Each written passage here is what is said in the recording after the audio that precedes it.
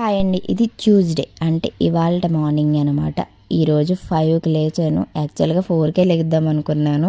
కార్తీక మాసంలో మాత్రమే పర్ఫెక్ట్గా టైం పంచువాలిటీగా మెయింటైన్ చేశాను. తర్వాత నుంచి టైం అసలు నాకు టైం సరిపోవట్లేదు, నిద్ర సరిపోవట్లేదు. అందుకోసమే ఎర్లీగా లేవలేకపోతున్నాను. ఈరోజైతే 5 కల్లా లేచి ఇంక ఫ్రెష్ అయిపోయి టెంపుల్కి అయితే వెళ్ళాను. శివాలయానికి వెళ్ళేటప్పటికే 6 అయిపోయిందిలేండి.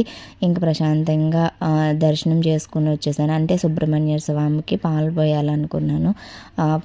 కంప్లీట్ చేసుకున్నాను అనమాట. అంటే వెళ్దామని ఎప్పటి నుంచో అనుకున్నాను. ఇవాళ అయితే వెళ్ళాను. సో మనం వెళ్ళాలని అనుకున్న దేవుడు కూడా కరుణించాలి. సో ఇంక ఇంటికి రాగానే టిఫిన్ చేసేసి మా పెద్దోడిని పంపించేసి స్కూల్కి ఇంకా లంచ్ కూడా ప్రిపేర్ చేశాను. బాక్స్ అయితే నేను వెళ్ళేటప్పుడు తీసుకెళ్ళి వాడికి ఇచ్చేసిన తర్వాత నేను వెళ్ళిపోతాను అనమాట. అంటే మా వారు తీసుకెళ్తారు, నేను వెళ్ళను.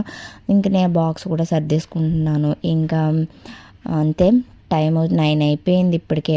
ఈరోజు తొందరగానే కంప్లీట్ చేసుకున్నాను.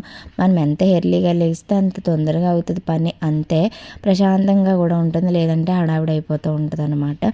ఈరోజు టైంకి అన్నీ కంప్లీట్ అయిపోయే కారణం ఏంటంటే కర్రీ పప్పు చేశాను, అందుకోసమే తొందరగా అయిపోయిందనమాట.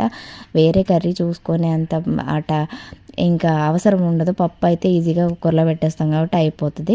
సో ఇంక సర్దుకుని వెళ్ళడమే అంతే. వీడియో నచ్చితే లైక్ చేయండి.